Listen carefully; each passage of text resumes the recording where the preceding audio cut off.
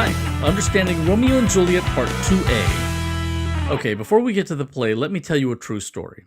In 1971, the 26th Amendment was passed, giving 18-year-olds the right to vote.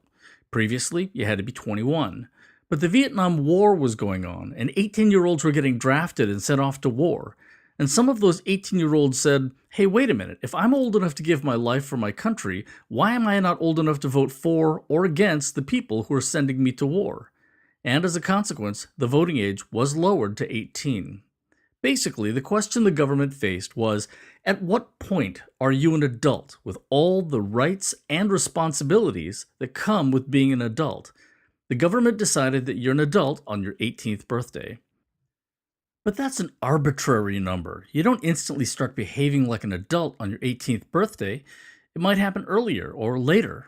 Your brain's prefrontal cortex isn't fully developed until around age 25. And we all know some adults who've never grown up and who make really immature choices. And you may also know someone who is still legally a minor, but who is more mature, more responsible, more adult than a lot of adults around them. So I ask you, where on this spectrum do Romeo and Juliet fall? Juliet was just short of her 14th birthday. Shakespeare doesn't say how old Romeo is. Do you think they're still kids unready for adult responsibilities? Or are they adults with the right to make decisions that have lifelong consequences? Have they started out as children and matured into adults over the course of the first 3 acts? How do you know? What evidence do you have? This video is about Acts 2 and 3 of Romeo and Juliet. If you haven't read them yet, please read them before going on. Page and line numbers will vary depending on the book you're using, but mine come from this one. Let's start with Juliet. 14 is pretty young, I think we'll all agree, but age alone can't be the measure of who's an adult. So the answer must not be in her chronological age, but in her behavior, in her choices. So that's what we'll be looking at. When Juliet first appears back in Act 1, Scene 3, she's the good daughter. She's all, I'll do whatever you want me to do, Mom. I'll try to feel however you want me to feel.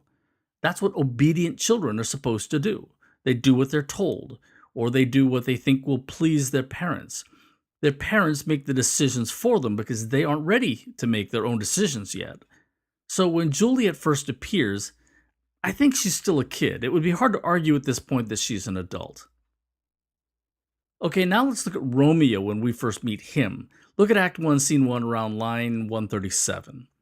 According to his father, Romeo is lovesick and depressed. He goes to his room and locks the door. He closes the window shades and sits in the dark, moping and spouting bad poetry. And in the first video, we determined that his supposed love for Rosaline is really just a pose. He's merely infatuated. He doesn't know what love is yet. Does that sound like a grown-up to you or someone who's still a kid?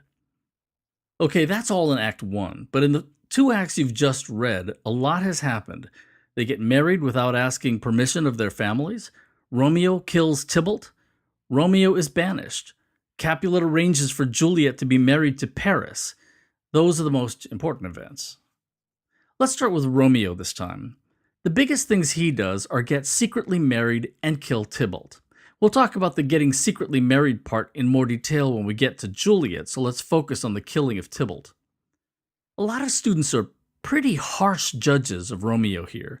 They say the real man would have walked away from the fight. And that's true. But remember, he did walk away from the fight. Look at Act 3, Scene 1, lines 63 to 73. Tybalt calling Romeo a villain is an insult, a clear provocation. The expected response among Elizabethan men would be to fight. But Romeo walks away. Farewell, I see thou knowest me not. Be satisfied, he says. In other words, I have no beef with you. I never injured you. You never injured me. In fact, I can even say, I love you. Oh, I don't know, almost as if we were family by marriage now because I married your cousin. Let's forget it, he says. So Romeo does walk away. But then Tybalt and Mercutio fight, and Mercutio is killed. Mercutio is Romeo's best friend. A man in that society is honor-bound to avenge his friend. That's what an adult man in 1595 is expected to do. To not do so might be considered cowardly. It's his responsibility to avenge Mercutio's killing. And that isn't so foreign to our world today. There are neighborhoods today with a lot of crime and gangs where you are expected to fight if someone disrespects you. And if you're in a gang and an opposing gang kills one of your fellow gang members, as Tybalt killed Mercutio, you might believe that you are honor bound to avenge him. This could be happening today. It is happening today. I'm not saying that's good because it isn't. I'm just saying that Romeo's predicament is not so hard for people today to understand. So, in the eyes of his society, Romeo has done what a man is expected to do, regardless of the fact that Tybalt is Juliet's cousin. He has fulfilled an adult responsibility.